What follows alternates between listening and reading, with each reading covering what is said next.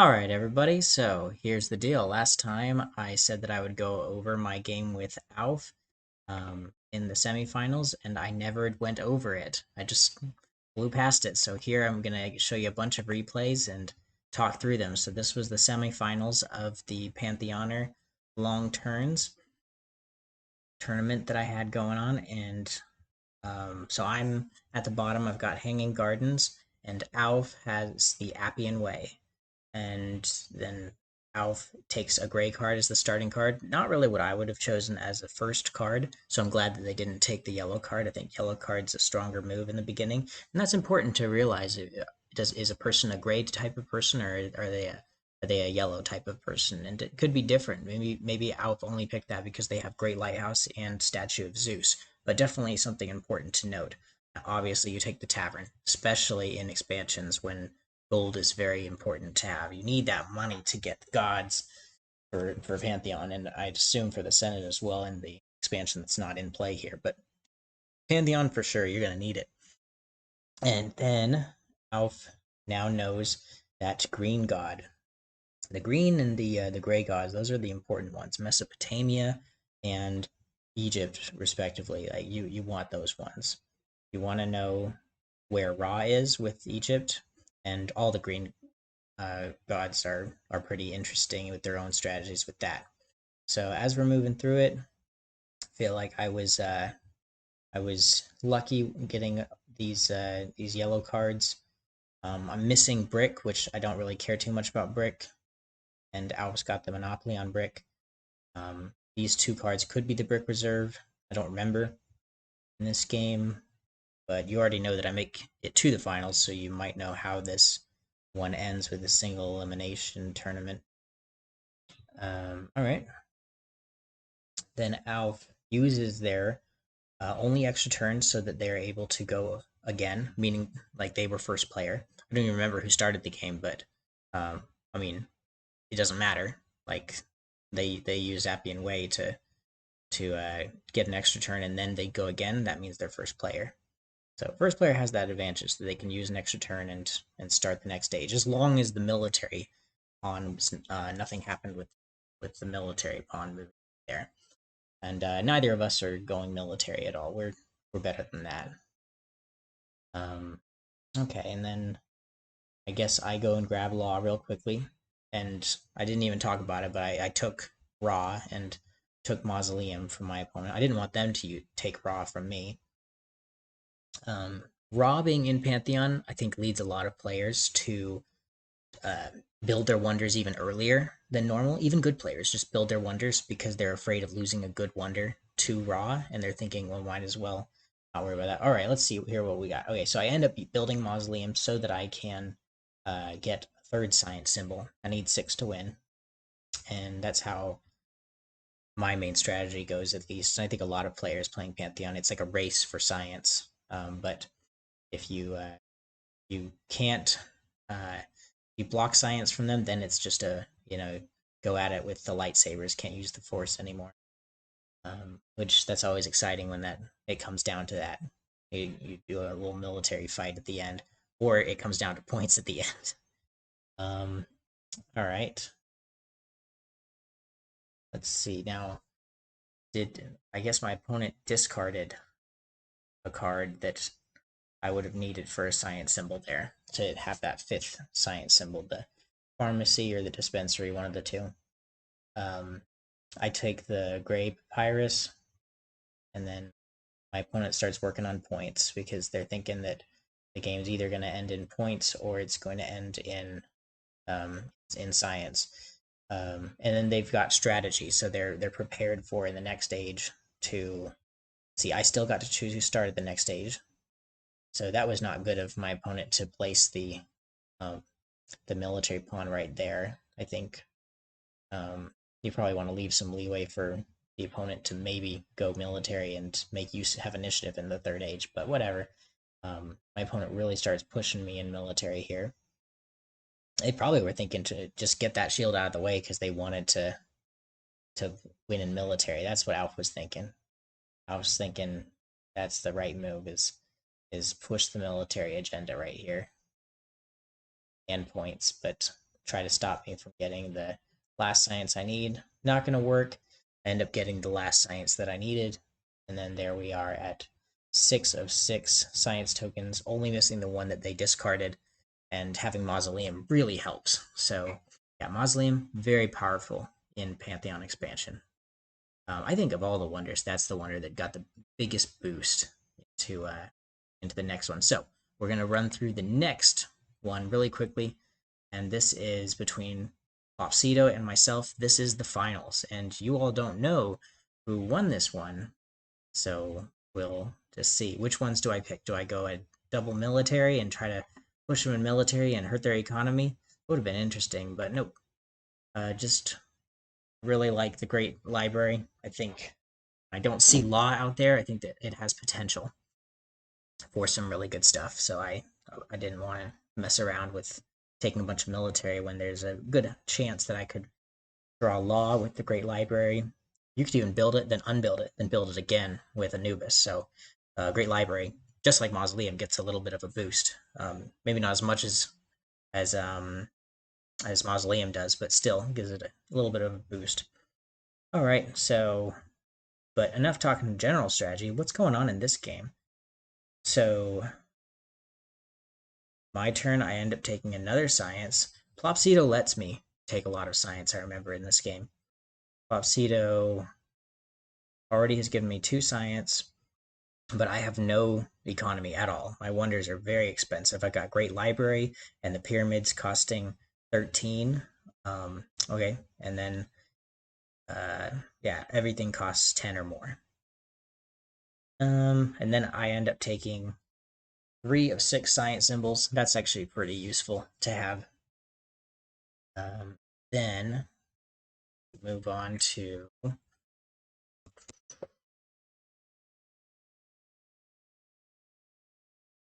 yeah, this is just a pretty standard game, just taking science when you can as second player. Yeah, I know I'm second player based on that there's no wonders have been built and there's only 4 cards left and 3 cards left. It's my turn, and then only 2 cards left. The classic first player using an extra turn. That was the right extra turn to use, I would say. Get 12 extra coins. They're sitting at 11 coins. It's a lot of power going into this age because now it's the quick draw. Grab a bunch of gods, and there's some strategy behind which gods you take. Smart move there, taking Ishtar from me. I'll find a way to get Law later, hopefully. But if they had, you know, since they did that, I still was able to grab Theology. So now I have basically 4 extra turn wonders, but no Ishtar. So I'm sad about that. But there's a way to get Great Library. I could build it, and then I could unbuild it, and then build it again potentially. But we'll see what ends up happening. As far as resources go, Flopsito's just missing the gray resources. And there's the customs house, that beautiful customs house that I always like to grab, sitting underneath that blue card, the rostrum, the 4-point rostrum. Okay. And then I end up taking Enki, and instead of going and grabbing strategy, I grab some money because I'm thinking that I'm not going to go try to win in military. Kind of regret that, and you'll see why. So, haha. Spoilers there. I didn't have very high economy, so I was thinking just focusing on one thing, science. Because if I had more money, I could try to juggle more strategies, but it's not worth it to try to do that if you're in that situation. Plopsito's being smart, not using their extra turn. If they had used their extra turn, then I would have gotten that customs house for sure. I would have been able to engineer my way through that. But I don't want to use extra turns if my opponent has even 1 extra turn, because then I can't overpower them with all of my extra turns. So it was kind of unfortunate that I miss out on getting the customs house. But you know, you need the gray resources for a science strategy, but if you don't have it, you have to spend money. And if I focus in on just science, I can do it. And going into age 3, I've got 4 of 6 science symbols, and I'm losing in military, so it doesn't even matter who takes the last card. I know I'm going first, so there's 1 science symbol I'm thinking I deserve. I have 3 extra turns, so that's that's 4 more opportunities. I take the science symbol that I need. I'm at 5 science symbols. I just need one more, but it's not revealed. So potentially I can grab law, maybe. I find a way to get a yellow card that gives me 3 coins and could potentially get me more coins in the future. That's an alright one if you've got a gray card, the Chamber of Commerce. If you've got Papyrus, I'd say grab it. If you only have glass, maybe not. A little too expensive there. I'm worried about losing in military. I don't grab that science, but I'm going to lose in points anyways. So what do I do now? Do I just discard a bunch of things? I could have tried to push for military, but I don't think there was any possibility in winning there. I didn't have strategy. I didn't have a good economy to build some of the more expensive military cards. So it's an all-in at this point. And I try to build the Great Library, and I fail. There was nothing in there. There was no law. So now I'm trying to grab the last science symbol, and my opponent uses their last extra turn masterfully. They take the one card that I need. There's a copy of it somewhere, and maybe it's right underneath there. At this point, Plopsito tells me GG, thinking that Plopsito is going to lose, and then they see that neither of those two is the copy of the science, meaning that science is not in the game, meaning I can no longer win the game. And then I say GG back to them. And they say OMG. So that was a little bit of a fun thing. So congratulations, Plopsito. You knocked it out of the park. Great job. Taking Ishtar, very important. Getting the first turn in Age 1. So that was masterfully done. And using the extra turn when you did. You used your extra turns well, and that's the sign of a good player. So congratulations. You beat me, and you are the Pantheoner for that season of the Pantheoner Tournament. Now, let's really quickly go into our next. Oh yeah, so you see here, I'll move myself out of the way, and right there is the tournament that we just had. There's all the participants and both of us at the end. You saw Plopsito's growth throughout the game and the opponents that they faced. Notably they beat Super Remiel, and I showed that in the last video. And then Alf, and I end up beating Alf, and then Plopsito right here. Now Plopsito decided not to go and play in this next tournament. That's all right. Not like a quit while you're ahead thing or anything like that. Like they just maybe just didn't know about the Pantheon Long Turns tournament. I should let them know. I did invite them though, but there are other things that that they could be doing instead of doing a Pantheoner tournament. But here we are. This is the Pantheoner tournament for. I should like put like seasons on them or something like that. I wish they would auto fill in like season 1, season 2, or something like that. I think I'll just start out like season 1 right now, and next time I'll call it season 2 or something. And the last one with Plopsito winning it was season 0. But here are the different groups. So what we have here is 8 different groups, and it's a round robin groups. 8 groups of 8, so 64 players is a setup for this tournament. And within each of these groups, only 2 can come out on top. So currently, you can see the percentage, 64% of the way there.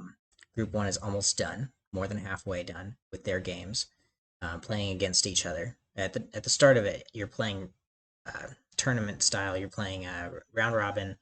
What am I trying to say? Like you're playing everybody turn based all at once. So you start out with 7 games that you're playing with the 8 opponents in your group, and with the 8 people in your group, and you just go round robin style. Leon and Red Dog are first out of their group.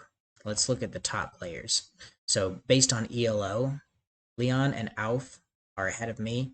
I lost my expert status a little bit ago because these round robin tournaments were a little bit dicey, and yeah, losing a couple games can really shave off some ELO. Some ELO. Aha. Okay. So Leon, great guy and really great Seven Wonders dual player. Alf, they are the experts in the tournament, and so they actually end up making it out. Super Remiel, pretty high up there, and always joins these Pantheoner tournaments. Great. And yeah, you see Nikki. Sorry, I'm like this. Um, No Wonders YouTube channel, and then yeah, no Plopsita though.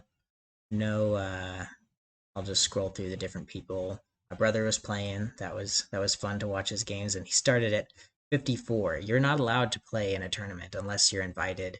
Uh, if you have to be specially invited to be allowed to play if you have less than 100 elo. So that's gonna be hard to get used to elo. Anyways, so Adam, my brother, I invited him to play, and I don't think he'll make it out of his group, but he went from just 54 elo to almost 200 at this point, so good on him. So we can go through the different groups.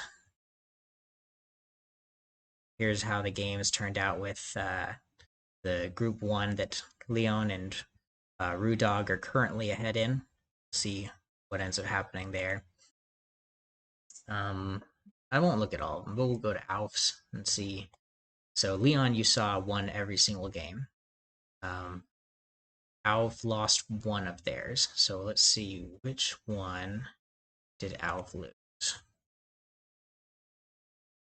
Alf only lost against no, actually Alf never lost. Alf is, wait a second. Oh no, Alf did lose against Gia 85. Where's Gia 85 in the tournament? Middle of the road. Okay. But yeah, some you win some, you lose some. Okay. Um it's crazy that Leon didn't even lose a single game. Um so let's see the yeah, 6 of 6. They still are playing one game, and they're probably going to win that one too. You can see Dayan 7. Dayan 7 still hasn't finished any of their games. Uh, Leon is actually 70th in the world at Seven Wonders Duel, and Leon might end up winning this tournament, so it's important we focus on this here. But I'm going to go to the game, and I'm going to evaluate who I think is going to win, and it might not necessarily be Leon. So, let's see here. Things that I'll look for are a good, strong science game, and then I'll start looking for other things. So, Dan's got negative 27 hours. I think it's time to skip them and just end it. But if this game continues, it's looking like they both have one science, and Leon has more yellow. Leon's ahead. Having Divine Theater, that you're going to be ahead. Let's see. Let's play the Yumi Yumi. So Dayon is going to take this one. Leon's going to discard. Dayon's going to take this red card. Leon's going to reveal the God card and put it close to themselves. Maybe a Ra, maybe a Nubis. And Leon just has the game at this point, I think. Then it'd be Dayon, Leon, Dayon, Leon. Dayon, if they're smart, they use both extra turns and they discard all the way up to that, so they can try to take Raw that will end up being right there. But I don't think that don't think even then that's gonna help with Divine Theater. It's already a tough situation, and not having no yellow cards, the discard amount that they're gonna get is just not very good. So yeah, that one probably will be a 7 for 7 for Leon. That'll be some great stats. No elo lost there. And then yeah, we can go to my group. Let's go see group 3 here. So I'm coming out, probably going to be out second in my group, but maybe I don't even make it out of my group. That's all right. So I don't know why I'm ahead, even though I'm tied for second place here. But all of us are still playing Noodles the Great. Noodles the Great just hasn't finished their games. So I believe the 2 games I lost were against Prosperous and Jot 56. And then the Prosperous lost against Jot 56. Jot 56 lost against Synthezoid, and then also Prosperous and Jot K56 lost against a Bender, and then a Bender lost against me and I think Synthezoid. Um, no, Big A. I think a Bender lost against Big A. That's what it was. So, but yeah, all in all, um, I have four very good players in my group, and Big A and Synthezoid took off some games, and they're all good players. So it's I don't feel too bad coming out of there second place, and maybe not even making it out of there because it all good opponents there. Okay, so that's enough with that. Nothing really else with these group stages. We can look at Super Remiels, sure. Let's see, 5 of 7. Um, and this one's actually finished. Like every single game played Super Remiel, and I wonder how they decide the tiebreakers here. So, um, do they just? There must be some like inner. If you guys know, tell me in the comments. Like, how did they decide? Because both of them got 5 points out of 7. So how do they decide who makes it out on top? Um, that is something definitely wonder about. But yeah, so that's Super Remiel making it out of their group, and then looking like Nikki's gonna make it out of her group. Got Nikki 5 points of 6, and then needing to play one more. Yeah, probably will make it out, and then You've Jelly. Did Nikki win against You've Jelly? Nah, You've Jelly is just taking on everybody. You've Jelly only lost against one player, and that was the player who is in third place at this point, with only 3 points of 4 games played. Okay, so very good. That's Nikki's group there. Let's see. Any other things of note? Let's look at Group 8.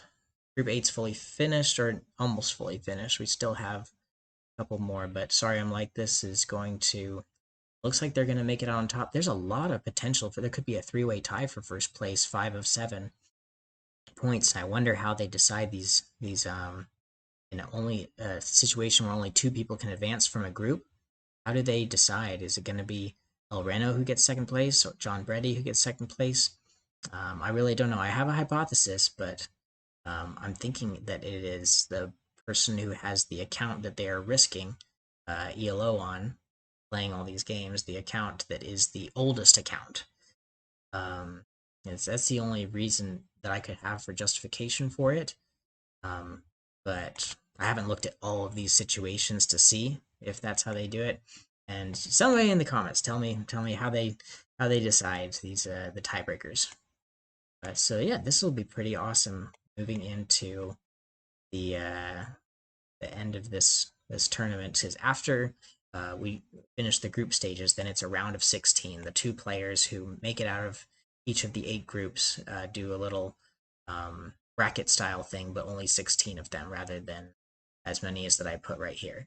I like the group stage idea. Please let me know if you want to do a Pantheoner tournament and you would like to have some input maybe on. So you would participate, but you want it to be a different situation. Maybe you don't like round robin. You want a Swiss system.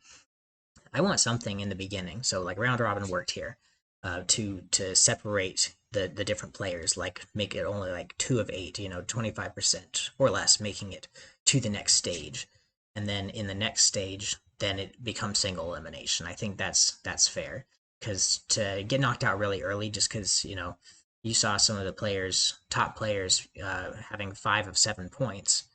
They just missed 2 games, and Seven Wonders Duel is fairly luck based. So um, if I'm going to lose to a player and they're going to advance, ideally it's because they're better than me, not because they got lucky, right?